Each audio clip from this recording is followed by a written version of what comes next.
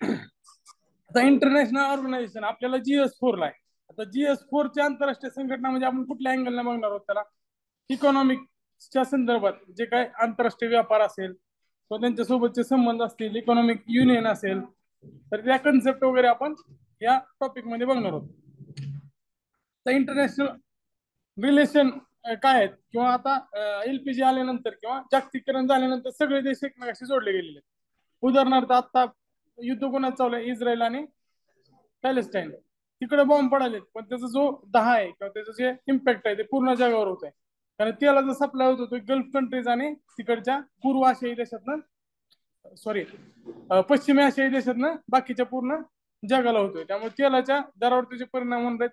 त्यासोबतच तिथे जे कंपन्या होत्या, आपण न्यूज मध्ये वाचलं असेल, विप्रो, आपली इन्फोसिस सुद्धा तिथे होती, किंवा मग काय ऍपलचे वगैरे युनिट सुद्धा तिथे होते.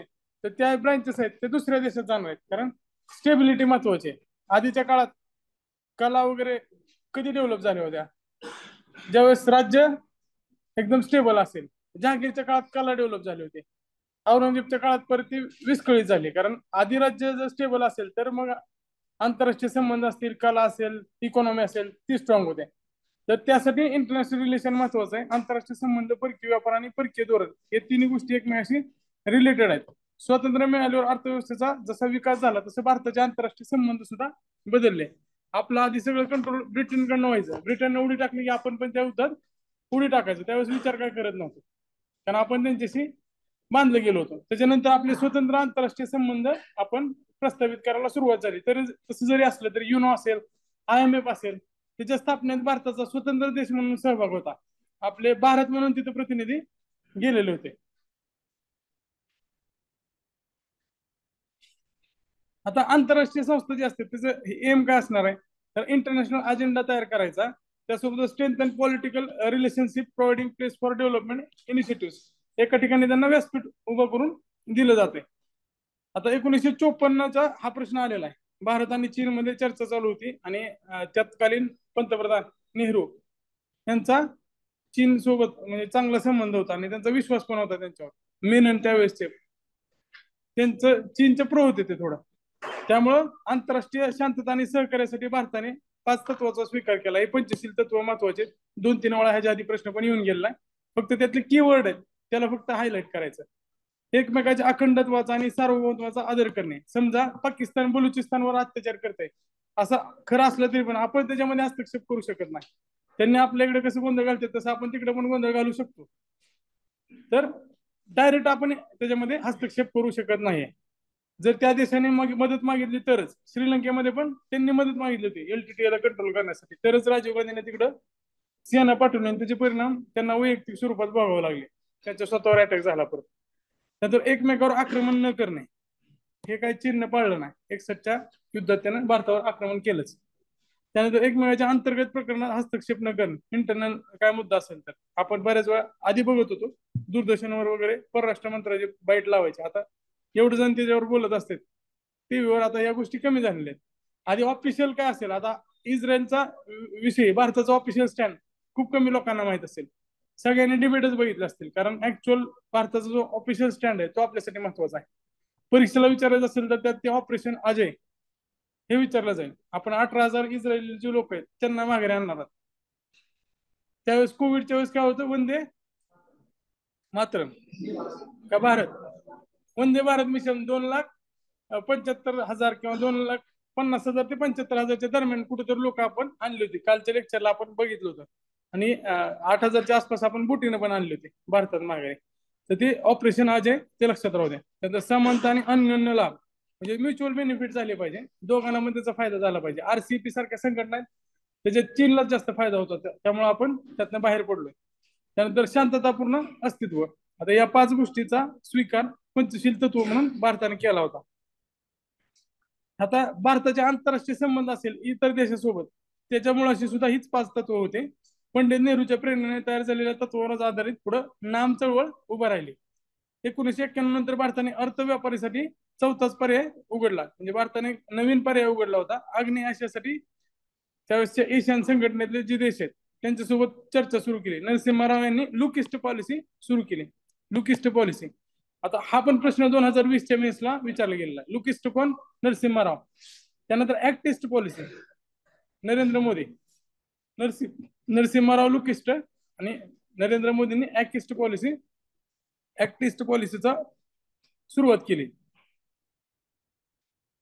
आता हे दोन्ही पण लक्षात ठेवा. ऍक्टिस्ट पॉलिसी सोबतच लिंक वेस्ट पॉलिसी ह्याचं सुद्धा सुरुवात केलं. लिंक वेस्ट म्हणजे काय? तर अमेरिका आणि सिलिकॉन व्हॅलीशी जोडणं त्याच्यात अभिप्रेत आहे. आता आपल्या आंतरराष्ट्रीय जे व्यापार आहे त्याच्याविषयी दोन टप्पे करता येईल आपल्याला.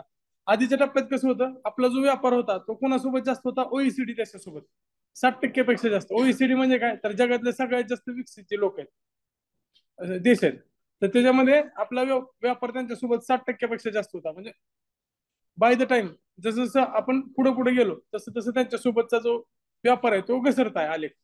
आपला व्यापार कोणासोबत वाढलाय? तर ओपेक सोबत वाढलाय. आणि विकसनशील देश असतील किंवा आशियाई देश असतील त्यांच्यासोबत व्यापार आपला वाढलेला आहे. ओईसीडी सोबतचा व्यापार आपला घटलेला आहे.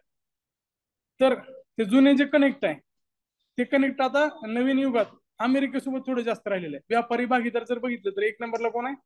अमेरिका आणि युएई 2 नंबरला आहे. आता युएई काय? तर मधला टप्पा आहे. बाकीच्या ज्या गोष्टी निर्यात करताना जे एअरपोर्ट्स पण आहेत, अबुधाबी, दुबई, शारजा, हे 3 महत्वाचे एअरपोर्ट आहेत. जसं तुम्ही आता सोलापूर आणि तर हे जे ठिकाण आहेत, आता युएई एवढं छोटं देश आहे, 7 अमेरिकेपासून बनलेलं आहे, 7 शहरच आहेत.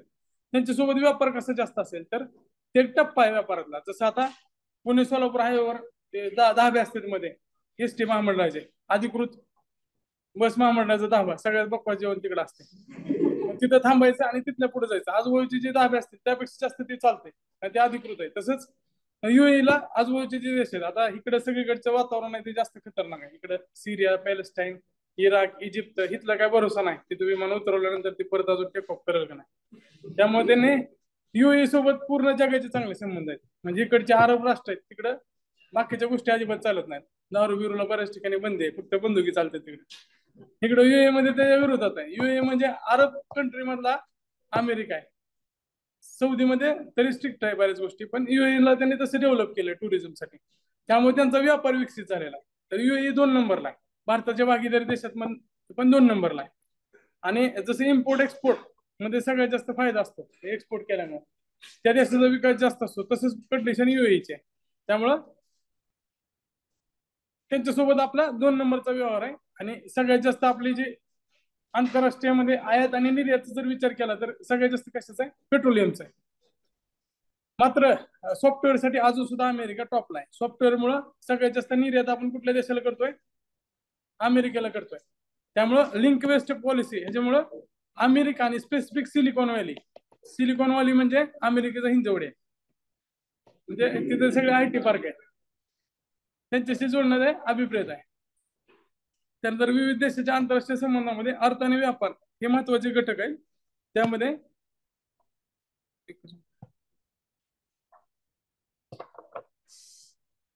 IMF असेल, जागतिक बँक असेल, वर्ल्ड बँक, IMF आणि World Bank Bretton Woods sisters, आशियाई विकास बँक एडीबी कोणाच्या मालकीचे असल्यासारखे जपानच्या. त्यानंतर जागतिक व्यापार संघटना WTO ही फक्त लक्ष म्हणजे नावालाच संघटना, ह्याच्यावर जास्त काय अधिकार नाही. प्रत्येक देशाने मान्य केल्याशिवाय ह्याचा करार कुठं पुढे जात नाही. आपण WTO डिटेल मध्ये बघणार आहोत. त्याचं अंगटाड ही ह्याच्या आधीची संस्था आहे, WTOच्या आधीचे. युनायटेड नेशन आणि WTOचा काहीच संबंध नाही. अंगटाड युएनची संघटना आहे. WTO स्थापन करायचं ठरवलं होतं, ITO नाव वगैरे ठेवलं होतं, मात्र अमेरिकेने त्यामध्ये रस घेतला नाही. आणि त्यावेळेस कसं नेहरू करतील तर भारतात गोष्टी काढायच्या आणि त्या काळात अमेरिका करेल तर जगात गोष्टी काढायच्या. ते क्वेश्चन असल्यामुळे अमेरिकेने यामध्ये इंटरेस्ट दाखवला नाही तर ती गोष्ट गुंडाळली गेली. त्यामुळे WTOची त्या काळात ITO म्हणून स्थापना होणार होती, पण ती ITO काय स्थापना झाली नाही. 48 मध्ये झाली असती स्थापना. आणि त्यानंतर मग 64ला अंगटाडची वगैरे स्थापना झाली होती. जागतिकीकरणात या संस्थांनी मोठी भूमिका निभवायची, कारण WTO काय करतंय तर मल्टीलॅटरल अग्रीमेंट्सला महत्व देतं. ह्याच्यावर प्रश्न येऊन गेला 2019 मेन्सला आला असेल बहुतेक. बायलॅटरल म्हणजे काय? तर 2 देशातले करार. 2 देशात करार करण्यापेक्षा तुम्ही काय करा, सर्व जगातल्या सगळ्या देशांना सामावून घेणारा मल्टीलॅटरल अग्रीमेंट असले पाहिजेत. आता ह्याच्यामध्ये काय तर दोहा परिषदेनंतर आंतरराष्ट्रीय व्यापारातील बहुपक्षीय कराराच्या भवितव्याविषयी प्रश्नचिन्ह निर्माण झाले. त्यामुळं 10-20 वर्षामध्ये क्षेत्रीय व्यापार संघटनांचे महत्व आणि संख्या वाढत गेली. आता हे जे मल्टीलॅटरल अग्रीमेंट आणि दोहा परिषदेत काय झालं होतं, त्यावेळेस आपण WTO बघू, त्यावेळेस मोजक्या 4 ते 5 परिषदा बघायच्या. आधीच्या काळात फक्त WTO ची स्थापना कुठे झाली, त्याचे चेअरमन कोण आहेत, त्याचे देश किती आहेत आणि त्याचे महत्वाचे करार कोणते, गॅट्स आणि गॅट मध्ये काय काय येतं, इथपर्यंत प्रश्न मर्यादित होते. पण आता त्याच्या ज्या परिषद आहेत किंवा राऊंड्स आहेत, त्याच्यामध्ये पण ज्या महत्वाच्या गोष्टी आहेत त्याच्यावर विचारलं जाते. दोहा राऊंड आज तागायत चालू आहे. तर ते दोहा राऊंड मध्ये काय, दोहा राऊंड मध्ये कुठल्या गोष्टीवर तडजोड झालेली नाही. किंवा बाली परिषद झाली होती, बाली परिषदेत भारत अडून बसला होता आणि भारतानं सांगितलं होतं की आम्ही सहीच करणार नाही. आणि भारतानं जोपर्यंत सही करत नाही तोपर्यंत तो करार पुढे जाणार नव्हता. तो आपण डिटेलमध्ये बघूया. आणि आपल्या वेळेस 2013चा संदर्भ आहे. 13ला आपण इकडे काय केलं होतं, फूड सिक्युरिटी ऍक्ट आणला होता, नॅशनल फूड सिक्युरिटी ऍक्ट 2013चा. त्यानुसार आपल्याला सबसिडी देणं बाध्य होतं. ते दिलं नाही तर ते पुढे जाणार नव्हतं, अनुदान वगैरे आपल्याला कट करता येत नव्हते. त्यामुळे आपण मग त्याच्यामध्ये पीस क्लॉज टाकला. आणि परत अमेरिकेचे ज्यावेळेस राष्ट्रपती भारतात आले त्यावेळेस नरेंद्र मोदींनी ते त्यांना बरोबर सांगितलं आणि त्याची मुदत आता अनलिमिटेड काळासाठी पुढे वाढवून घेतलेली. आपण सांगितलं होतं पुढच्या 5 वर्षात आपण ते काढू, पण एकदा ते काढू म्हणलं तर ते तसंच राहून जातं. त्यामुळे ते पुढच्या काळात ते तसंच गेलं. तर आपण ते डिटेलमध्ये पुढे बघणार आहोत. नंतर क्षेत्रीय व्यापार संघटना जागतिकीकरणास मदत करणारे आहेत की जागतिकीकरणाविरोधी आहेत, त्याच्यामध्ये मतभेद आहेत. आता ह्याचा अर्थ काय झाला बघा, तुम्हाला प्रश्न जे येणार आहेत ते डायरेक्ट असे येणार नाहीत. प्रश्नामध्ये काय येईल, क्षेत्रीय संघटना त्याच्याविषयी येतील, म्हणजे ते काय करतात. आता क्षेत्रीय संघटना जर थेट बघितलं आपण, बायोलॅटरल अग्रीमेंट्स असतील ते जागतिकीकरणाला मदत करणार आहेत का विरोधी आहेत. बायोलॅटरल अग्रीमेंट जागतिकीकरणाच्या विरोधी आहेत, कारण ते दोनच देश एकमेकात वापर करतील ना. आपल्याला काय करायचं जागतिकीकरणामध्ये, जगातल्या पूर्ण देशांनी एकमेकांसोबत व्यापार केला पाहिजे, हेच जागतिकीकरणाचा उद्देश आहे. हा तेच आहे. तर आता बघा, एशियन संघटना झाली. एशियन संघटनेनं काय ठरवलं की त्यांनी त्यांच्यातच व्यापार करणार, त्यांची गरज त्यांनी त्यांच्यातच भागणार. हे जे आहे ना एक प्रकारचं आयात पर्यायीकरण आहे. म्हणजे तुम्ही आयात दुसऱ्या देशात करायच्या ऐवजी आपल्याच मित्र देश आहेत ते आजूबाजूचे त्यांच्यासोबत करा. जसं नाफ्टा होते, नाफ्टाचे आता MCA झालेले आहे. तिथं मेक्सिको, कॅनडा आणि अमेरिका MCA संघटना झालेली आहे. ते 3 देश एकमेकात मुक्त व्यापार ठेवतील, मात्र जगाशी ते कनेक्ट नाहीत होणार ते क्षेत्रीय संघटनामुळे. मग त्याचे फायदे तोटे दोन्ही पण आहेत. क्षेत्रीय व्यापारी संघटनेच्या मुळाशी युनिलॅटरल अग्रीमेंट किंवा द्विपक्षीय करार असतात. आता ह्याच्यावर प्रश्न येऊ शकतो. आणि हे अप्रोचवर आहे तुमच्या, म्हणजे लॉजिक कसं डेव्हलप होईल, तुम्हाला त्याची जे पार्श्वभूमी माहित असली पाहिजे तरच तुम्ही उत्तरापर्यंत पोहोचू शकताय. आणि जागतिक व्यापार संघटनेच्या मते बहुपक्षीय करार हे सर्वश्रेष्ठ करार आहेत. आता जर क्षेत्रीय व्यापार संघटना असेल, समजा आता सार्क आहे, सार्क मल्टीलॅटरल अग्रीमेंट करू शकते का, त्याच्यामध्ये 7-8 देश आहेत त्यांच्यातच करार होईल ना. तर तो करार काय झाला, प्लुरिलॅटरल झाला. प्लुरिलॅटरल म्हणजे 2 पेक्षा जास्त. बायोलॅटरल म्हणजे काय, तर 2 देशामध्ये जो करार होतो. आणि जागतिक व्यापार संघटनेचं गाभा काय, त्याचा बेस काय, तर मल्टीलॅटरल अग्रीमेंट. त्याला बॉक्स करून ठेवा, बऱ्याच वेळा विचारलाय, बऱ्याच वेळा विचारला जाऊ शकतो, वेगवेगळ्या कन्सेप्ट मध्ये येऊ शकते. काही क्षेत्रीय व्यापार संघटनेचे स्वरूप प्राथमिक आहे, म्हणजे सुरुवातीला एक संघटना तयार होते ती प्राथमिक स्वरूपात होते, हळूहळू त्याची विकास होत जातो. 1985 मध्ये स्थापन झालेली सुरुवातीची सार्क संघटना, काही क्षेत्रीय संघटना हे अतिप्रगत अवस्थेत शिरलेले आहेत. त्यांचं रिलेशन हळूहळू घट्ट होत जातं आणि घट्ट झाल्यानंतर शेवटी ते युनिफाईड होतात. तर ते लक्षात ठेवा. आता युरोपियन युनियन बघा, तुम्हाला दिसतंयच, त्याच्यामध्ये चलन पण त्यांनी एक ठेवलंय. सुरुवातीला फक्त PTA, FTA सारखे करार होतात. आता ते करार काय काय आपण एक एक बघूया. हे तुम्ही बऱ्याच वेळा वाचले असतील आणि बऱ्याच वेळा विसरून पण जातो. तर ह्याच्यामध्ये त्याच्या मागचं बिटवीन द लाईन्स जर माहित झाल्या त्याची पाठ करायची गरज नाही. एकदा ते समजून घेतलं PTA म्हणजे काय, FTA म्हणजे काय उदाहरणासहित, तर परत कधीच पाठ करायची गरज लागणार नाही. आणि ह्याच्यावर जे प्रश्न येणार आहेत ते बऱ्यापैकी अप्रोच बेस्ड प्रश्न आहेत. मागच्या ह्याच्यामध्ये बघा तुम्ही, फॅक्ट्स पण आहेत, पण आंतरराष्ट्रीय संघटनावरचे जे प्रश्न आहेत WTOचे वगैरे, ते प्रश्न वाचल्यानंतर समजत नाही, दुसऱ्यांदा वाचला तरी समजत नाही, किती वेळा वाचला तरी समजत नाही, कारण त्याचा अर्थच माहित नसतो आपल्याला. बऱ्याच वेळा बघा तुम्ही मल्टीलॅटरल, प्लुरिलॅटरल, त्याच्यानंतर मान्यता, एकाने मान्यता दिल्यानंतर दुसऱ्याने मान्यता द्यावी, असं इंग्लिश कुठलं तरी एक वर्ड आहे, की वर्ड येईल ती पुढं. त्या आधारावर प्रश्न विचारला होता 2019च्या मेन्सला. बऱ्याच जणांना तो प्रश्न समजला नाही. तर त्यासाठी PTA, FTA कळणं गरजेचं आहे. आता PTA काय, तर PTA preferential trade agreement, preferential trade agreement. आता ह्याच्यामध्ये बघा तुम्ही, क्रिकेटमध्ये खेळताना आपण टीम निवडत असतो. तुम्हाला जास्त जे जवळच वाटतो किंवा ज्यासोबत चांगले मैत्री असते त्याला आपण घेतो. तर एखादा चिडणारा असेल कार्यकर्ता त्याला घेतो, की परत बाकीच्या गोष्टीत कामाला येते. तसं पीटीए मध्ये काय असतं तर दोघ जणातच त्या गोष्टी केलेल्या असतात. पीटीए मध्ये प्रेफर केलेलं असतं त्या देशाला इतर देशापेक्षा जास्त. म्हणजे पीटीए मध्ये काय, जर मला व्यापार करायचा असेल तर मी त्या देशाला आधी प्रेफर करणार. नावातच प्रिफरन्शियल ट्रेड अग्रीमेंट, आणि त्याला काही स्वरूपात सूट दिलेली असते, आयात शुल्कात सूट दिलेली असते. जर समजा तुमचं एखादं घर आहे किंवा तुमची सायकल आहे, गाडी आहे, आता आपण सायकल पेक्षा वर आलोय, गाडी असेल तर गाडी एखाद्या मित्राला विकायची तर त्याला आपण स्वस्तातच विकणार. बाकीच्या पेक्षा विकणं त्याला जास्त महाग अवघड आहे, त्यामुळे आपण सहसा मित्राला विकतच नाही कुठली गोष्ट. तर प्रिफरन्शियल ट्रेड अग्रीमेंट मध्ये काय असतं, आपण ज्यासोबत करार केला ना तर त्याला आयात शुल्कात विशिष्ट कपात करावं लागते. इतर लोकांना जेवढ्या आयात शुल्क लावणार आहे त्याच्यापेक्षा कमी आयात शुल्क त्या देशाला लावावं लागते. मग पीटीए मध्ये काय येणार आहे, प्रिफरन्शियल ट्रेड अग्रीमेंट मध्ये आयात शुल्कातील विशिष्ट कपात अभिप्रेत आहे. त्याला स्पेसिफिक त्याला आपण कमी आयात शुल्क घ्यावं लागणार आहे त्या देशापुरतं. आता भारत आणि चिली दरम्यान झाला होता, आणि सार्कचा जो आहे साप्टा, सार्कचं एसए घेतलंय पीटीए म्हणजे प्रिफरन्शियल ट्रेड अग्रीमेंट. ह्याचं वर्ष पण महत्वाचं आहे, ह्याच्या वर्षावर पण प्रश्न आलेला आहे.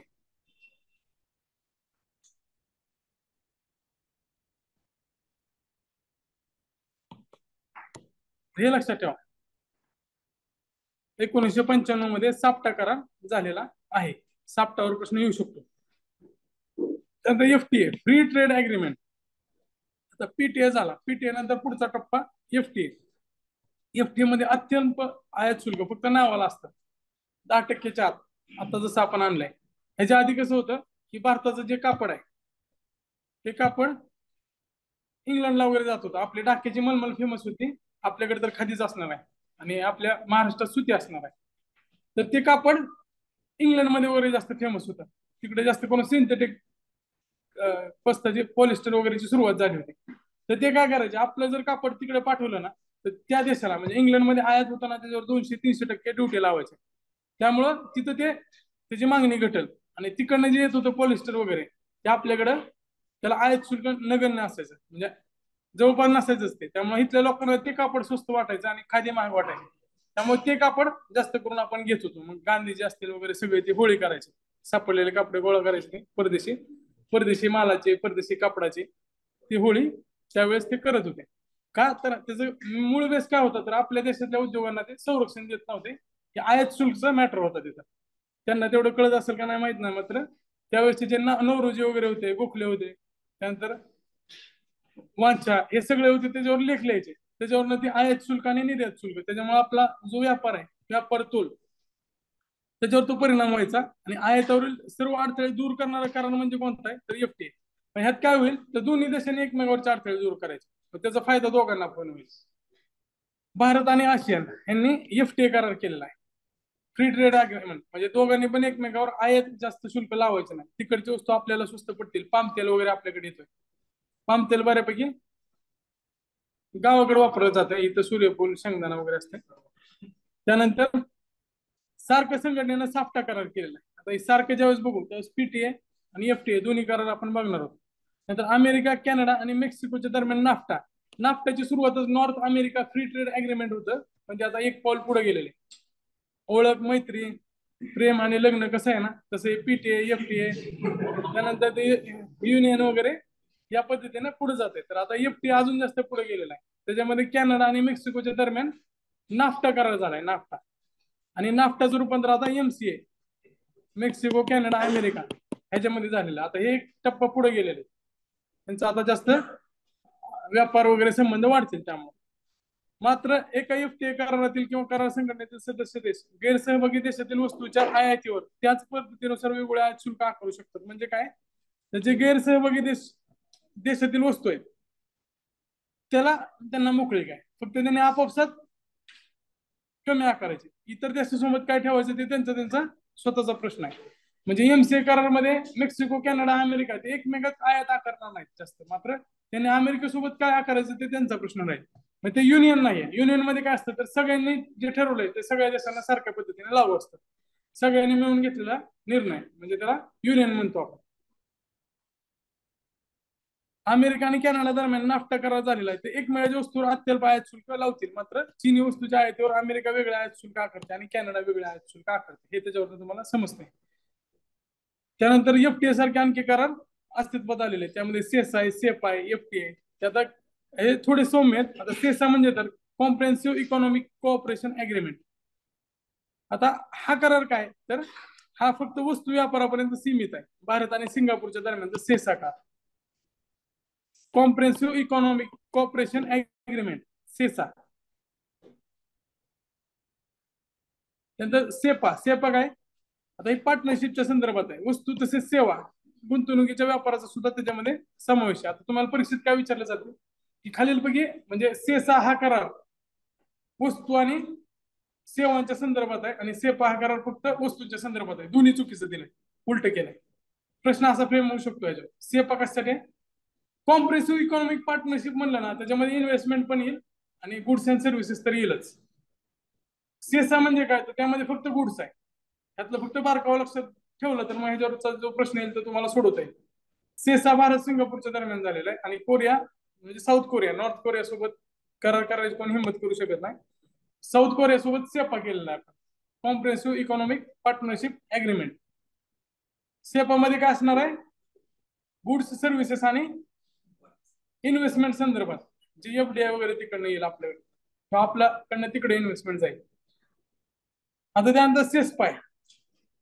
सेस्पा हा जास्त कॉम्प्रेसिव्ह असणार आहे. सेस आणि सेस्पाच्या पुढचा असणार आहे. सेस आणि सेपाच्या पुढचा सेस्पा असणार आहे, compressive economic cooperation partnership agreement. आता काय सेक्पा म्हणतील सेस्पा म्हणतील तुमच्या पद्धतीने, पण लक्षात ठेवताना हे CECPA असं लक्षात ठेवा, नाही तर तिथं सेस्पा लिहिल्यानंतर CESPA लिहाल तुम्ही आणि यसचा अर्थ तुम्हाला पेपर होईपर्यंत सापडणार नाही.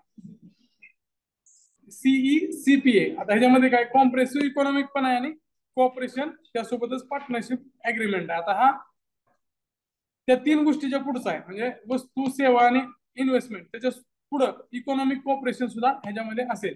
जसं भारत आणि मॉरिशसच्या दरम्यान आपण एफडीआयच्या संदर्भात डबल टॅक्सेशन ट्रीटी केलेले किंवा तिकडनं जे इन्व्हेस्टमेंट येईल त्याला आपण चांगल्या पद्धतीने म्हणजे त्यांना आपण ऑटोमॅटिक रूट वगैरे असेल किंवा त्याच्यावर कमी निर्बंध असतील. पाकिस्तान बांगलादेश मधून आपले जर इन्व्हेस्टमेंट आले आणि ती संरक्षणात असेल तर त्याला आपण बंदी टाकलेली, बरोबर आहे का.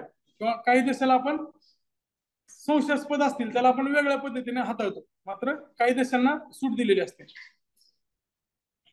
आता कस्टम युनियन आणि कॉमन मार्केट, आता ही अतिप्रगत अवस्था आहे.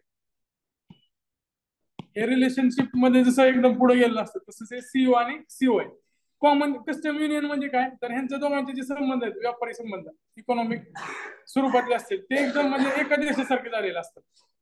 अशा क्षेत्रीय संघटनेतील सहभागी देशामध्ये समान आयात शुल्क हे महत्वाचं आहे. आतापर्यंत आपण काय बघितलं, एफटीएला आहे ना, एफटीए जर असेल किंवा एफटीए करार केला असेल, एफटीए मध्ये नाफ्टा सगळ्यात महत्वाचं उदाहरण होतं. आता नाफ्टाचं एमसीए झालंय पण नाफ्टा फेमस आहे एफटीए मध्ये. सार्क मध्ये पण साफ्टा आहे आपला. साफ्टा मध्ये आपल्याला बंधनकारक नाही, पाकिस्तान चायनाला जो आयात शुल्क आकारतोय तोच आपण त्यांना आकारावा, आपण स्वतः त्यासाठी मुक्त आहे. मात्र कस्टम युनियन एकदा होती ना त्यावेळेस तिथला जो कस्टम असेल, कस्टम ड्युटी, कस्टम ड्युटी म्हणजेच काय तर आयात निर्यात शुल्क हे एकसारखं असेल. म्हणजे त्याच्यामध्ये जर कस्टम युनियन केलंय तर दक्षिण आफ्रिका, आता साको नावाचं जे युनियन आहे साऊथ आफ्रिकन कस्टम युनियन, याच्यामध्ये साऊथ आफ्रिका, स्वाझीलंड, लिसोत्वा, त्यानंतर बोस्वाना, नामिबिया यासारखे देश येतात. नामिबियाने जेवढं आयात शुल्क आकारला असेल तेवढंच आयात शुल्क दक्षिण आफ्रिकेत असेल. म्हणजे तिथं वस्तू पाठवताना त्या दोन्ही देशाचे सेम आयात शुल्क असतील. म्हणजे भारतातल्या वस्तू साऊथ आफ्रिकेला जेवढ्या रुपयाला पडतील तेवढ्याच रुपयाला नामिबियाला पण पडतील. तुम्ही जर ट्रॅव्हलचे रील्स वगैरे बघितले असतील तर तिकडे मर्सिडीज वगैरे पळवत असते तिथे टॅक्सी ड्रायव्हर. आपल्याकडे कसं स्वेटर वगैरे इकडं औंधच्या रोडला 100-200 रुपयाला विकतात, कारण ते स्वेटर असते ते कंटेनर मध्ये भरून गरीब देशांना पाठवलेले असते. गरीब देशांना हेल्प म्हणून, एड म्हणून ते किलोवर किंवा कंटेनरच्या हिशोबाने व्यापारी घेतात आणि आपल्याला इकडे आणून 200-300 रुपयाला विकतात. थंडीच्या दिवसात पुण्यातल्या पोरांना ते माहिती आहे. किंवा एफसी रोडचं मार्केट सगळ्यांना माहिती आहे ते कशा पद्धतीने चालतं, तर ते तिकडे पाठवलेलं असतं. मग त्याच पद्धतीने आफ्रिकेमध्ये पण त्या पद्धतीच्या गाड्या वगैरे आलेल्या असतात. आता ह्याच्यामध्ये काय होईल तर जे बॅरियर आहेत त्या कस्टम युनियन मध्ये ते सारख्या पद्धतीचे असतील.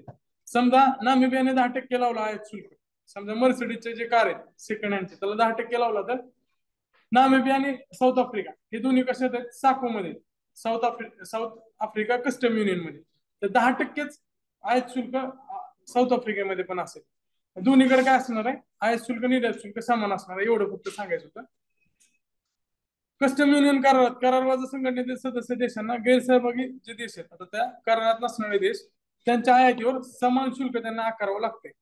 आता वरील देशादरम्यान साकू करार झालेला या बोत्सवाना, नामिबिया, ते नाव लक्षात ठेवायची गरज नाही, फक्त उदाहरणासाठी सांगितलेलं आहे. तर या देशात इतर देशाची जी वस्तू असतील त्याच्यावर सेमच कर आकारला जाईल. त्यानंतर कॉमन मार्केट. आता कॉमन मार्केट जे असेल त्याच्यामध्ये सहभागी देश आहेत ते उत्पादनाच्या घटकाची देवाणघेवाण करतात. आता कॉमन मार्केट जर झालं असेल, आता अमेरिकेचं उदाहरण घेऊ. आपल्याकडे कसं बांगलादेश मध्ये येतात घुसखोर, कामासाठी येतात बऱ्यापैकी, पाकिस्तान सारखं नाही, त्यामुळे आपण एवढं त्याच्यावर लक्ष नव्हतं आपलं. पाकिस्तान मधनं टेररिझमसाठी लोक घुसखोरी करतात, तिकडे कामासाठी घुसखोरी करतात. आपल्याकडे बऱ्याच हॉटेलमध्ये वगैरे मुद्दा आहे, बरेच राजकीय पक्ष पण तो मुद्दा घेतात. तर त्याच पद्धतीने मजूर आपल्याकडे येतात, पण ते आपलं कॉमन युनियन काय, कॉमन मार्केट वगैरे काय नाही बांगलादेश सोबत. मात्र युरोपियन युनियन मध्ये तुम्ही ट्रेन पकडून आज जर्मनीला तर उद्या तुम्ही इकडच्या स्वित्झर्लंडला जाऊ शकता, कारण त्यांच्यामध्ये कॉमन मार्केट आहे. मजुरांना असं काय बंधनकारक नाही, पासपोर्ट वगैरे काय दाखवायची गरज नाही. आपण जर विजा जरी काढला तर त्या कुठले देश म्हणतात त्याला, कॉमन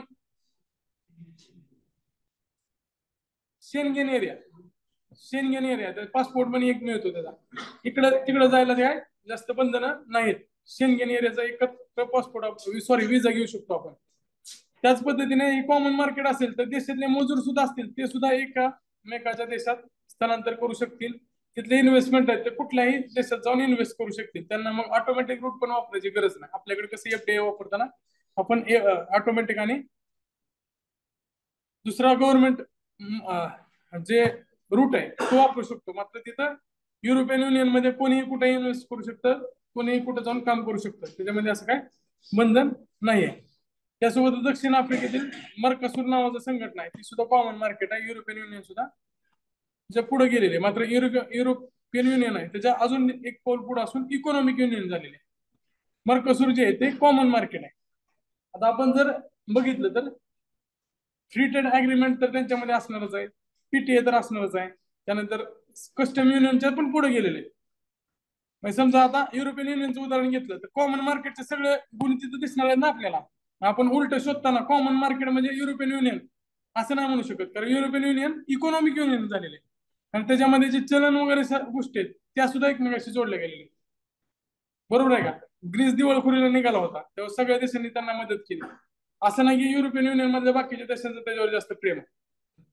ते जर बुडलं तर हे सगळे बुडणार आहेत, सगळे एकाच नावेत बसलेले आहेत. त्यांचं इकॉनॉमिक युनियन झालेलं आहे. आता जगाचा परिणाम थोडा कमी होतो आपल्यावर, बरोबर आहे का? समजा आपल्या एखाद्या राज्यावर अटॅक झाला तर भारत त्या युद्धात उतरणार आहे, कारण तो आपला एक भाग आहे. तसंच ह्याच्यामध्ये एखादी अर्थव्यवस्था ढासळली तर इतर देश जे असतील ते इकॉनॉमिक युनियन मध्ये त्याबरोबर सहभागी होते. आता अतिप्रगत रूप म्हणजे काय तर सामायिक मध्यवर्ती बँक, त्याची सेंट्रल बँक असते आणि त्यासोबतच सामायिक चलन सुद्धा निर्माण केलेलं असतं, युरोपियन युनियन मध्ये आहे. आता हे पॉलिटिकल युनियन एकदम लास्टचा टप्पा आहे. त्याच्यामध्ये अर्थव्यवस्था तर एकच असतात, मात्र भौगोलिक सीमा सुद्धा स्पष्ट होतात. युएसएसआर त्या काळात होतं तथाकथित, म्हणजे त्यांचं संघटन होतं. मात्र ज्यावेळेस ते वीक झालं त्यावेळेस त्यातले देश फुटले, त्यांना एकत्रित कदाचित राहायचं नसेल त्यावेळी, मात्र ते परत फुटले आणि वेगवेगळे देश त्यातनं तयार झाले होते. पॉलिटिकल युनियन युएसएसआर, युएसए हे पॉलिटिकल युनियन आहेत.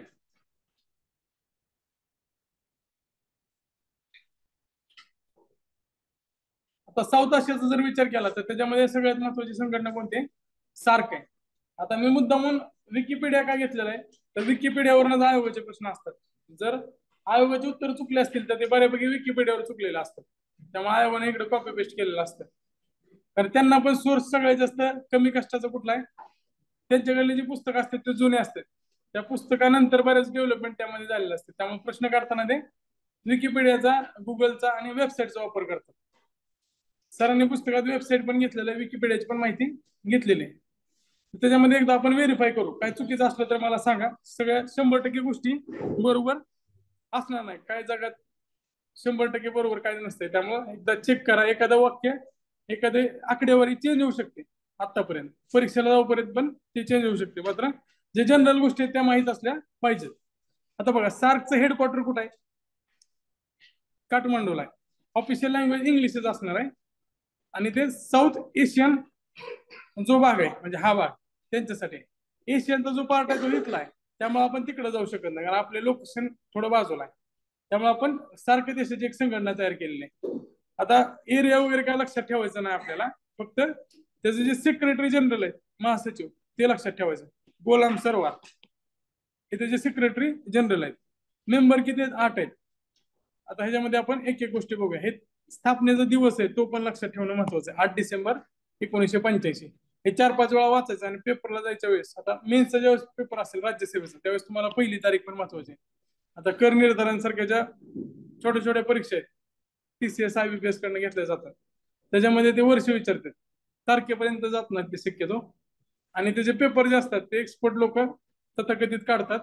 आणि ते परत काही लोकांना बोलवलेलं असतं इझी, मीडियम आणि हार्ड हे 3 सिलेक्ट करायचं, तेवढंच काम त्यांना असतं. त्या प्रश्नानुसार त्यांना पैसे दिलेले असतात आणि ते त्याची कॅटेगरी तयार करतात. मग परत जसं ChatGPT उत्तर तयार करतं तसंच ते ए कसं रँडमायझेशन करून प्रश्नपत्रिका तयार करतो, तशा प्रश्नपत्रिका TCS IBPS तयार झालेल्या असतात. त्यामुळे फुटण्याची शक्यता कमी आहे. प्रश्न म्हणजे कमी असतं त्यामध्ये.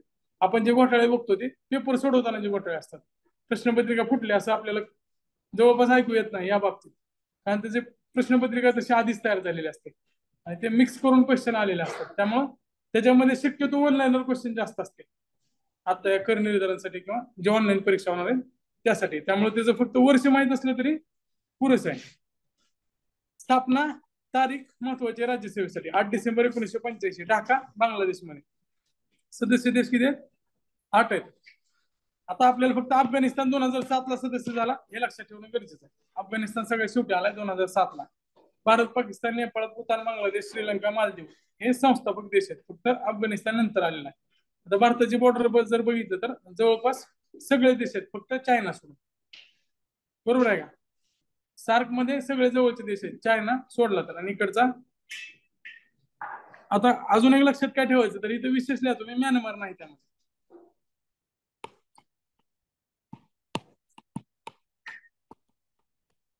त्याचं नाव बर्मा होतं. आपणच ब्रह्मदेश म्हणतोय, त्यांना पण माहित नसेल म्यानमारच्या लोकांना, आपण त्यांना ब्रह्मदेश म्हणतो.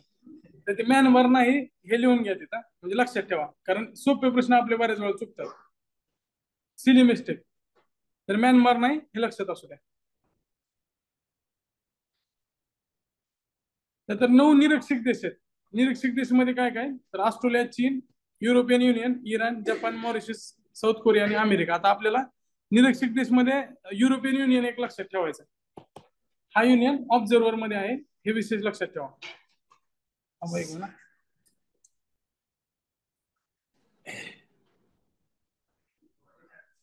आता सचिवालय जे आहे सेक्रेटरीएट जी स्थापना कधी झालेली आहे तर 16 जानेवारी 1987. सेक्रेटरीएट 1987 ला स्थापन झालंय. संघटना 85 चे, सेक्रेटरीएट 87 आहे आणि त्याचं सचिवालय कुठे आहे? काठमांडू, नेपाळला. स्थापना ढाकामध्ये आहे, सचिवालय कुठे आहे? काठमांडूला. आता त्याच्यात एक मंत्री परिषद असते, त्याच्यामध्ये सदस्य देश जे असतील 8 त्यांना एकत्रित करून एक कॉन्फरन्स, मिनिस्ट्रियल कॉन्फरन्स तयार होते, त्यांचे काउन्सिल तयार होते आणि त्याच्यातून एकाचे महासचिव म्हणून निवड केली जाते. आता महासचिव पद जे आहे ते वर्णाक्रमानुसार प्रत्येक देशाला मिळते, म्हणजे ए पासून अफगाणिस्तान पासून असं AB असं ते रोटेट होणार आहे. भारताचं नाव भारत झालं तर आपलं नाव जरा वर येईल आईच्या वर. ते काय दुसरे अजून फायदे त्याच्या पुढच्या, अजून आपल्याला जुने काय नाव वगैरे पुसायचे, त्यासोबत अशा गोष्टीमध्ये पण फायदा होईल. जिथं रोटेशनची गोष्ट असेल तिथं भारत आयपेक्षा बी आधी येते ना, मग बी वरच्या साईडला. इसाला रुवान विराकुल हे ह्यांच्या ठिकाणी हे आलेले आहेत ना गोलाम सरोवर. एकदा बघा पुस्तकातलं चेक करा, इंटरनेटवर पण चेक करा. तर कट करून गोलाम सरोवर. आता उद्दिष्ट काय तर सार्कचं उद्दिष्ट आहे लोकांचं राहणीमान सुधारणं आणि लोक कल्याण साधणं, हे जनरल उद्दिष्ट आहे त्याचं. आता या उद्दिष्टाचं जे लिस्ट आहे ते सार्कच्या वेबसाईटवर दिलेले आहे आणि आयोग जे विचारतात ते डायरेक्ट त्यांच्या वेबसाईटवर जाऊन विचारतात. आता काय गोष्टी होत्या गेल्या त्यांनी WHO चे उद्दिष्ट विचारले होते, बरोबर आहे का? WHO चे उद्दिष्ट आपल्याला वाटत नाही पण ते उद्दिष्ट असतात कारण त्यांच्या वेबसाईटवर लिहिलेले आहेत. बरोबर आहे का? त्यामुळे तिथले उद्दिष्ट लक्षात ठेवायचे, सहज वाचून घ्यायचं आणि लक्षात काय ठेवायचं यामध्ये, जे वेगळं वाटतंय आपल्याला वाटत नाही ना हे असेल, त्याला फक्त स्टार किंवा गोल करून लक्षात ठेवायचं. तेवढंच आपलं काम आहे. आर्थिक सामाजिक सांस्कृतिक विकास हे सार्क मध्ये असणारच आहे, ह्याच्याविषयी काय लक्षात ठेवायची गरज नाही. आपलं सतत विवेक बुद्धी आपल्याला सांगते हे असणार आहे. सदस्य देशांच्या आपसातील प्रश्नाची सोडवणूक करणे आणि विश्वासाचं वातावरण तयार करणे. पाकिस्तान सोडून बाकी सगळ्यासोबत आपलं विश्वासाचं वातावरण तयार झालेलं आहे. दक्षिण आशिया प्रदेशात स्वयंपूर्णता निर्माण करणे. आता ह्याला स्टार करून लक्षात ठेवा जरा, स्वयंपूर्णता निर्माण करणे थोडं वेगळं. प्रादेशिक शांतता वाढीस लावणे, आर्थिक सामाजिक सांस्कृतिक वैज्ञानिक क्षेत्रात सहकार्य वाढीस लावणे, हे तर आहेच. स्वयंपूर्णता निर्माण करणे ह्याला फक्त बॉक्स करून लक्षात ठेवा. आता सार्क समोरच्या संघटनेच्या समोरच्या ज्या समस्या आहेत त्यामुळे सगळ्यात मोठी समस्या लोकसंख्या. लोकसंख्येमुळे दारिद्र्य, दुष्काळ, दहशतवाद या गोष्टी उदयास आलेल्या आहेत. मूळ गाव त्याचा लोकसंख्या. बांगलादेश असू दे, पाकिस्तान असू दे, भारत असू दे, अफगाणिस्तान सोडा, त्यांची लोकसंख्या ते स्वतःच कमी करतात त्यांच्या सायकलनुसार. तालिबान सत्तेत झाला की लोकसंख्या बरोबर कमी होते. एकतर स्थलांतरित होतील किंवा मग काय तर आतमधल्या इन्सर्जन्सीमुळे, आणि आकडेवारी सुद्धा बाहेर येत नाही. इकडे इस्रायल वगैरेची आकडेवारी आपल्याला कळते, गाजाची आकडेवारी सांगणार कोण आहे? आताचे तुम्ही रिपोर्टर बघा, रिपोर्टर जाऊन सांगत असते आम्ही वॉर लँड जे त्याच्यावर आहे, युद्धभूमीवर आहे आम्ही, पण ते इस्रायलच्या सीमेपासून म्हणजे इस्रायल गाजाच्या सीमेपासून पण 50-60 किलोमीटर इकडे असतात.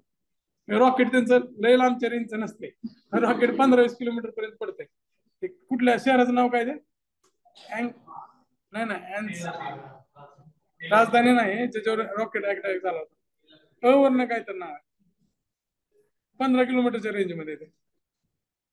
त्यांच्याकडे काय इंटर बॅलिस्टिक मिसाईल नाही तेल हवेवर टाकायला, त्यांचं जवळच आपलं 10 किलोमीटर पर्यंत पडते तेवढे टाकतात ते. तिथल्या एखादी सिटी पकडायची. हमासचे जे रॉकेट होते ना, त्यांनी 2000 रॉकेट एकाच टायमाला टाकले, आणि एवढे रॉकेट त्यांच्याकडे आले नाहीत. आता हे मोसादचं फेल्युअर आहे का इस्रायलची स्ट्रॅटेजी हे माहित नाही. एखाद्या वेळेस त्यांनी मुद्दाम दुर्लक्ष केलं असेल, त्यांना वाटलं नसेल एवढा मोठा हल्ला होईल, त्यांनी हल्ला केला की आपल्याला एक कारण भेटेल आणि त्यांना पूर्ण संपवता येईल, असं सुद्धा असू शकतं. आणि मोसाद ही अतिप्रगत अवस्थेत गेलेली, कारण त्यांनी बऱ्याचशा त्यांच्या ज्या अटॅक झालेले आहेत त्यात कुणाला सोडलेलं नाही. इस्रायलचे ते मोसाद जरा थांबवत आहे.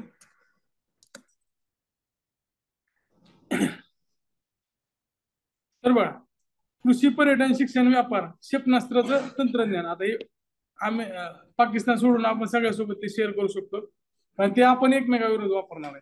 त्यामुळं क्षेपणास्त्राचं तंत्रज्ञान त्यांना देऊन काय उपयोग नाही. वीज जोडणी, रस्ते जोडणी, रेल्वे जोडणी. आता हे रेल्वे वगैरे आपण जोडलेलं आहे. तिकडे पण समझोता एक्सप्रेस त्याच्यावर पण ब्लास्ट केला त्यांनी, त्यामध्ये बंद झाली. अमेरिका ह्याच्यासोबत बांगलादेश सोबत ती रेल्वे वगैरे अजून चालू आहे. जर तुम्ही कलकत्त्याला गेला तर जसं एअरपोर्टला गेल्यानंतर डोमेस्टिकचं टर्मिनल वेगळं असतं आणि इंटरनॅशनलचं टर्मिनल वेगळं असतं, किंवा टर्मिनल जरी एकच असेल पुण्यामध्ये तर त्याच्यामध्ये जे गेट नंबर असतात 1-2 असते इंटरनॅशनलला सोडलेले, तिथे इमिग्रेशनची प्रक्रिया असते. तसंच जे रेल्वे स्टेशन असतील त्याच्यामध्ये सुद्धा प्लॅटफॉर्म असतील ते सुद्धा इंटरनॅशनल असतात. जर तुम्ही कलकत्त्याला वगैरे गेला असेल किंवा मग इकडं सिलिगुडीला, तर तिथे इंटरनॅशनल टर्मिनल हे प्लॅटफॉर्म आहेत, इंटरनॅशनल प्लॅटफॉर्म.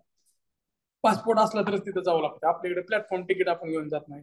प्लॅटफॉर्म जाताना प्लॅटफॉर्म तिकीट लागते, तिथं पासपोर्ट लागते आतमध्ये जायचं असेल तर, आणि विजा पण त्या देशाचा. ते त्या पद्धतीने आपण रेल्वे वगैरे पण सार्कच्या थ्रू सुरू केलेले आहेत. तिकडं सिलिगुडीचे आहे चिकन नेक, ते सेंटर आहे तिकडनं खाली बांगलादेशला वगैरे जायचं असेल तर तिथनं ट्रेन डायरेक्ट बांगलादेश पर्यंत जाता येते. नंतर वैद्यकीय उपचार, आरोग्य प्रयोगशाळा वगैरे आहेच. आता मध्य प्रदेशात जे असेल ते काय काम करते तर धोरण ठरवणे. काउन्सिल जे असतं, काउन्सिल म्हणजे मंत्रिपरिषद, त्याचं काम काय असेल ते आपल्या डोक्यात असलं पाहिजे. कुठलाही काउन्सिलचा जर शब्द आला HRD मध्ये विचारू दे किंवा कुठल्याही GS4 मध्ये विचारू दे, काउन्सिलचं काम काय असतं तर धोरण ठरवणं. मंत्री काय करतात, कधी पॉलिसी मेकर असतात, धोरण ठरवतात, आढावा घेणे, वाढीव यंत्रणा देणे, महत्वाच्या बाबीचे निर्णय घेणे, सगळं बोलवच्चन आहे. आता GDPचा विचार करता अमेरिका, चीन नंतर सार्कचा एकत्रित 3रा क्रमांक लागतो. म्हणजे सार्क सगळ्या देशांना एकत्रित केलं तर जगातली 21% लोकसंख्येची काही कमतरता नाही सार्क मध्ये. चीनला घेतलं असतं तर ही पर्यंत 40% पर्यंत गेली असते. तर 21% लोकसंख्या सार्क देशात राहते, आणि क्षेत्रफळ फक्त 3%. क्षेत्रफळ 3% आणि 7 पट जास्त लोकसंख्या, 21% लोकसंख्या. सार्कने दिल्लीत साऊथ एशियन युनिव्हर्सिटी उभारलेली. आपले जे सेंट्रल युनिव्हर्सिटीज आहेत जे आपण बघितले होते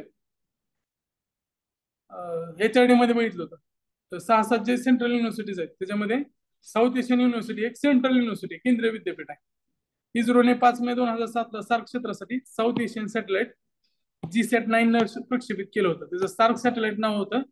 पाकिस्तान म्हणलं आम्ही ह्याच्यामध्ये येणार नाही. आता ह्याच्यामध्ये काही युद्ध वगैरे काय नव्हतं, क्षेपणास्त्र नव्हतं. सॅटेलाइट जे असतात ते डेव्हलपमेंटसाठीच वापरतात. त्याचा निगेटिव्ह वापर काय नसतो, फक्त सर्व्हिलन्ससाठी एखाद्या वेळेस वापरता येऊ शकते. आणि पाकिस्तान येऊ ना येऊ, आपल्याला जर सर्व्हिलन्स करायचं असेल तर आपल्याकडे बरेच सॅटेलाइट आहे. त्यामुळे त्याचे आपल्याला काय हे नाही. आता आपण स्वतःची GPS यंत्रणा नाविक सुद्धा तयार केली, त्याची रेंज पाकिस्तानच्या पलीकडे आहे. त्यामुळे GSAT-9 ने ते आपण प्रक्षेपित केलेलं आहे. 1995 मध्ये साप्टा व्यापारी करार केलेला आहे. ते दिल्ली इथं करार तो करण्यात आला होता. साप्टाची तारीख लक्षात ठेवा. साप्टामध्ये काय आपण मागेच बघितलं, दोघांना त्याचा लाभ होणार आहे. आयात शुल्क कमी केले जाणार आहे. मात्र साप्टा लक्षात ठेवा की 2004 मध्ये करण्यात आले. आता इथे काय लिहायचं बाजूला, 1995 साप्टा हे कुठे केलाय,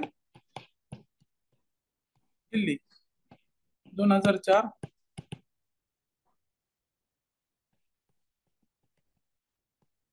साप्टा इस्लामाबाद.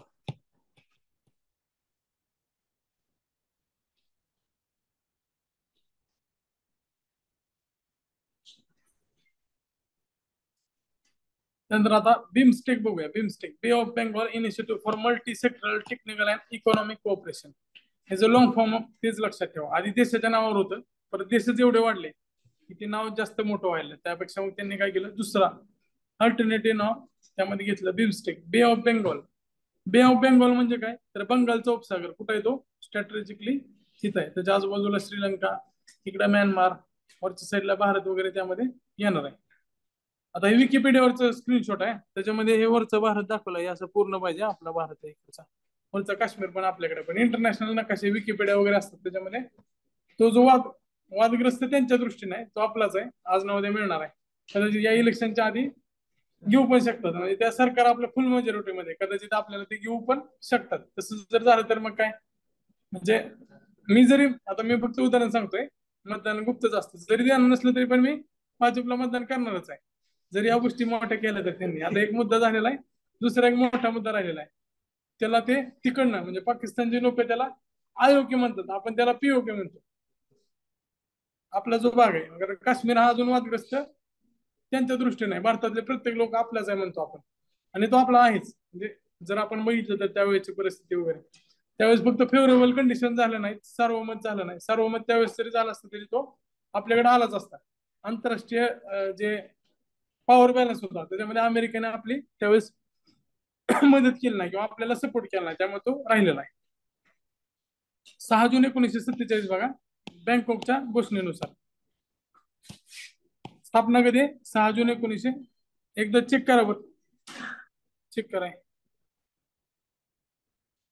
चुकलं इथं. 97 आहे का, 1997. सचिवालय कुठे आहे, ढाका बांगलादेश. सदस्य देश मध्ये कोण आहे, तर आता ही बे ऑफ बेंगॉल आहे ना, तर आधी आपण ह्याच्यात बघू शकतो की भारत तर असणार आहे त्यामध्ये, श्रीलंका पण असणार आहे, बांगलादेश तर असणारच आहे, त्यासोबतच म्यानमार सुद्धा आहे.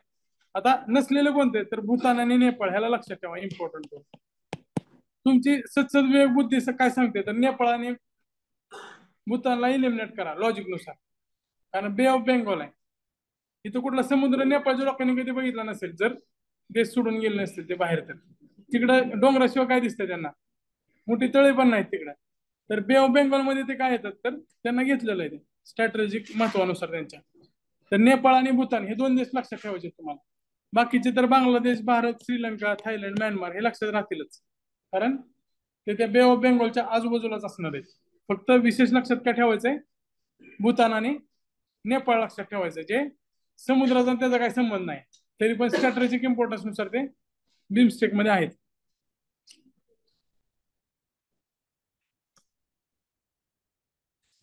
आर्थिक सहकार्य दक्षिण आशिया तसेच आग्नेय आशियातील बंगालच्या उपसागरा भोवतालचा जो प्रदेश आहे तो आर्थिक दृष्ट्या सक्षम करणे, जोडणे, बाकीचे काय बोलवचन असेल ते तुम्ही लिहू शकताय. बिमस्टेकच्या 7 सदस्यापैकी भारत, बांगलादेश, श्रीलंका हे तीन जे देश आहेत ते सार्कचे सदस्य आहेत आणि म्यानमार आणि थायलंड हे दोन देश आहेत ते आसियानचे सदस्य आहेत. त्यामुळे सार्क आणि आसियानला जोडणारा पूल किंवा दुवा म्हणून बिमस्टेकला बोलवलं जातं. आसियानचे दोन देश कोणते आहेत? Myanmar, Thailand. आणि भारत, बांगलादेश, श्रीलंका हे बिमस्टेक मध्ये आहेत. पाकिस्तानचा काही संबंध नाही बिमस्टेकचा, हे लक्षात ठेवा. बांगलादेश, भारत, श्रीलंका, त्यानंतर इकडे थायलंड, म्यानमार आणि दोन देश वेगळे कोणते? भूतान आणि नेपाळ. वरच्या साईडला आहेत भूतान आणि नेपाळ. त्यांचा बे ऑफ बेंगॉलशी काही संबंध नाही. आणि आंतरराष्ट्रीय संघटना तयार करताना तुम्ही एका बैठकीला बसला आणि सगळ्या संघटना पाठ केल्या, परत एक 2-3 तासानंतर प्रश्न बघितले तर सगळं खिचडी झालेले असते, मिक्स झालेले असते, सगळं काहीच लक्षात राहत नाही परत. त्यामुळं करताना एकदम निवांत करा. सुरुवातीला एकदम विचार करा, त्याच्यावर प्रोसेस करा. फक्त डायरेक्ट घेऊ नका, कारण आपल्याला रवंत करता येत नाही. फक्त ते त्या वेळेसच म्हणजे लक्षात ठेवायचं. त्याला कुठले कुठले ट्रिक असतील. काय काय जण नावाची ट्रिक वगैरे लक्षात ठेवतात, परत ते ट्रिक कोणत्या संघटनेसाठी हेच विसरून जातात. तर त्याच्या आधी तुम्ही काय करा, लॉजिकचा विचार करा. आता ह्याच्या नावामध्ये बे ऑफ बेंगॉल इनिशिएटिव्ह आहे ना, तर बे ऑफ बेंगॉल कुठं आहे, त्याच्या आजूबाजूला कोणते देश आहेत आणि कुठले देश विशेष आपल्याला डोक्याला ताण देऊन लक्षात ठेवावं लागतं. तर ते नेपाळ आणि भूतान आहेत. दोन्ही डोंगरी भाग आहेत आणि ते स्ट्रॅटेजिक इम्पॉर्टन्स मुळे ह्याच्यामध्ये घेतलेले आहेत. हे दोन लक्षात राहिले. त्यानंतर परत काय लक्षात ठेवायचे, तर सार्क मध्ये तीन असणारे कोणते आहेत, तर भारत, श्रीलंका, बांगलादेश आहेत. आणि इकडे थायलंड आणि म्यानमार आहे ते एशियन मध्ये. ह्या दोघांना एकत्रित आणणारा हा बिमस्टेक नावाचा संघटना आहे. आता त्यांनी वेगवेगळे 14 क्षेत्रामध्ये आंतरराष्ट्रीय करार केले. हे आंतरराष्ट्रीय करार तुमच्या लक्षात ठेवण्यास अवघड आहे. फक्त दहशतवादाविरुद्ध उपाय सुद्धा यामध्ये आहे. बाकी मासेमारी आहे, कारण मासेमारी यांचा प्रमुख व्यवसाय असणार. श्रीलंकेसारख्या लोकांना दुसरं काय जास्त एक हे त्यांना स्कोप नाही जास्त. मासेमारी तिथला प्रमुख व्यवसाय, कारण आजूबाजूला पूर्ण समुद्रच आहे. बिमस्टेक देशासाठी भारताने centre for energy, centre for weather and climate, तसंच भूतानमध्ये बिमस्टेक कल्चरल ऑब्झर्वेटरी सुद्धा स्थापन करण्यात आलेली. आता एडीबी जी आहे ती बिमस्टेक संघटनेची वाहतूक, पायाभूत सुविधा आणि व्यापार क्षेत्रात भागीदार आहे. म्हणजे जे कर्ज वगैरे दिलं जातं पायाभूत सुविधेसाठी, ते बिमस्टेक साठी एशियन बँक देतं, एडीबी देतं. कारण तिथं जपानला बॅलन्स करायची अमेरिकेची इकॉनॉमिकल पॉवर. जपान एडीबी ला सपोर्ट करतं किंवा जपानच एडीबी चालवतं असं म्हटलं तरी बरोबर आहे. आता बीबीआयएन या चारीला एकत्रित करून आहे हे झेंडे आहेत. आता बीबीआयएन मध्ये काय असणार आहे, तर बांगलादेश आहे, भारत आहे, नेपाळ आहे आणि भूतान आहे. हे सगळे भारताच्या इकडं नॉर्थ ईस्टला जवळ असणारे 4 देश आहेत. हे भूतान आहे, नेपाळ आहे. भूतानला तसं ते ड्रॅगन सारखं चिन्ह आहे त्यांच्या झेंड्यावर. भूतानचा झेंडा पिवळा आणि लाल.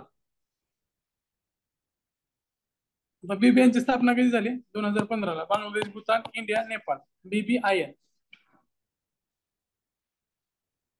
प्रादेशिक व्यापारी तसेच राजकीय संबंध वृद्धिंगत करणे. आता हे जे बाकीचे जे देश आहेत छोटे छोटे, आता नेपाळ असेल किंवा आपला सिक्कीम असेल. सिक्कीम ऑर्गॅनिक स्टेट आहे म्हणून वाचलं असेल तुम्ही पुस्तकात. पण तिथलं आहे ना, जे पोहे टाक, आता पोहे तर खात नाहीत तिथं. आपण श्वाससाठी जे टमाटे लागतात, कारण तिकडे जास्त मोमो खातात ना, तर ते टमाटा आहे ना प्रत्येक, ती सुद्धा इकडे सिलिगुडीवर येतो, पश्चिम बंगाल मधनं. कारण तिथं शेती खूप कमी आहे आणि बाकीची वरच्या साईडचं आहे. म्हणजे इकडे नॉर्थ सिक्कीम असेल किंवा ईस्ट सिक्कीम असेल तिथं बर्फच असतं. आणि जसं लडाख मध्ये काय उगवत नाही तसं तिथं पण काय उगवत नाही. तीच कंडिशन जवळपास भूतानची, तीच कंडिशन नेपाळ आहे. त्यामुळे बऱ्यापैकी गोष्टी आहेत ते भारतातून तिथं एक्सपोर्ट केले जातात. ते भारतावर अवलंबून आहे. आता भूतान असेल किंवा नेपाळ असेल, ह्याला जास्त आपल्या जवळ घेण्याचा प्रयत्न कोण करणार आहे? चायना करणार आहे, कारण ते बफर स्टेट आहेत आपल्यासाठी. त्यामुळे चायना पण त्यांच्यावर इम्पॅक्ट पाडू शकते किंवा त्यांना ते सीमा जवळ आहे. त्यामुळे भारताने ही बीबीआयएन सारखी संघटना स्थापन केलेली आहे. बीबीआयएन एक व्यासपीठ असणार आहे जे दोघांना पण, चारही देशांना मदत करेल आणि भारत आणि त्या देशासोबतचे संबंध चांगले होते. सार्कचे 1996 मध्ये दिल्लीतील मंत्री स्तरीय परिषद पार पडले. त्यामधले जे 4 देश आले होते सार्क मध्ये, 4 आहेत ना, बांगलादेश, भूतान, नेपाळ आणि भारत, यांचे एकत्रित असून साऊथ एशियन ग्रोथ क्वाड्रँगल ही उपसंघटना स्थापन करण्याचा निर्णय झाला. सार्कचे अंतर असणार आहे. तर असा पण प्रश्न येऊ शकतो की सार्कची आधीची जी संघटना आहे, प्रिकर्सर संघटना कोणती होती? ती साऊथ एशियन ग्रोथ क्वाड्रँगल. आता हे चार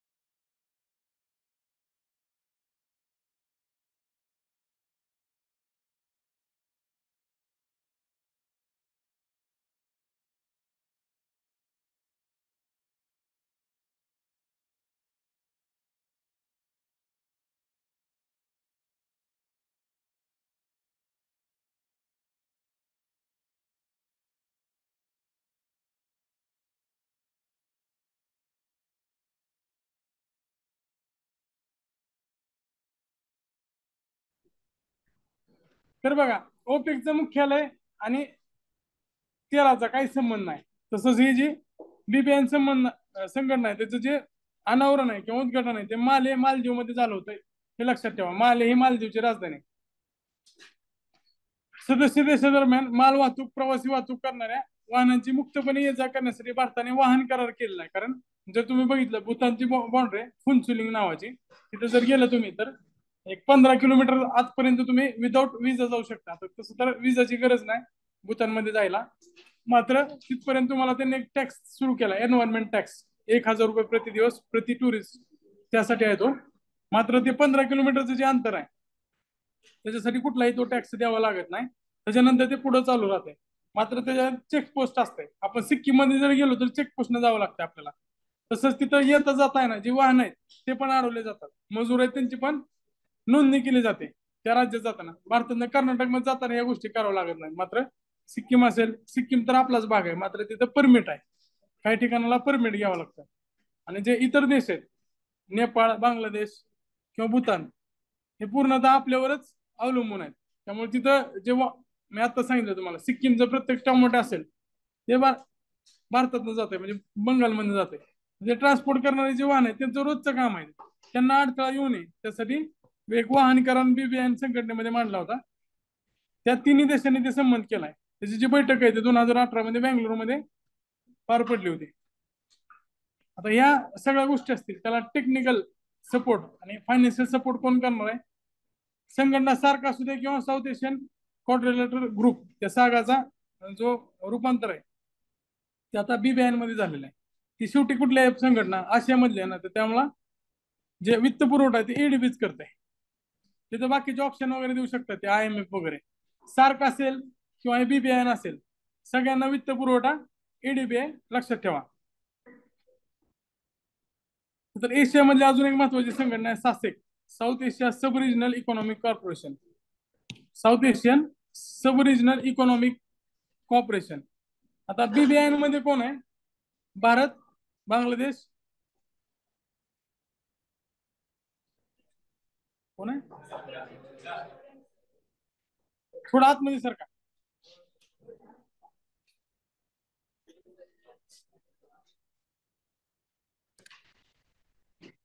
आता बघा सासेक संघटना जी आहे south Asia sub regional economic corporation, आता ह्याच्या नावानुसारच आहे. साऊथ एशियामध्ये बीबीआयचे कोणते कोणते देश आहेत बघा? भारत आहे, बांगलादेश आहे. भारत म्हणजे आय इंडिया, BBIN. ह्यातले 4 देश तर आहेतच. तर हे 4 देश संस्थापक होते. तिथं आपल्याला काय मिळतंय? सासेकचे संस्थापक आहेत ते बीबीआय देश आहेत.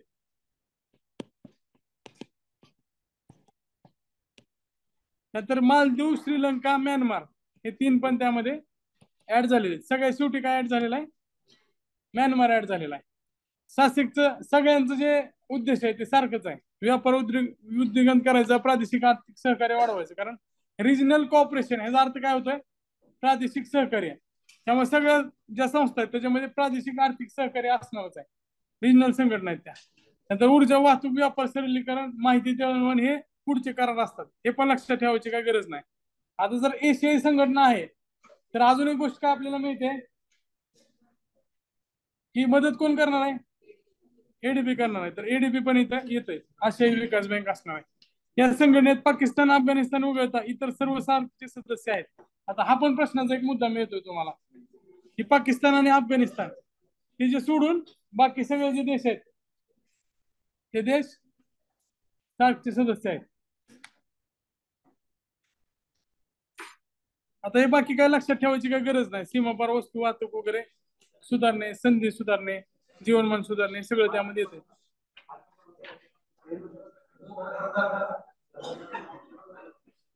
त्यानंतर मेकॉंग गंगा कॉर्पोरेशन इकडे समोर बघा, ती काय लग्नातला फोटो नाही.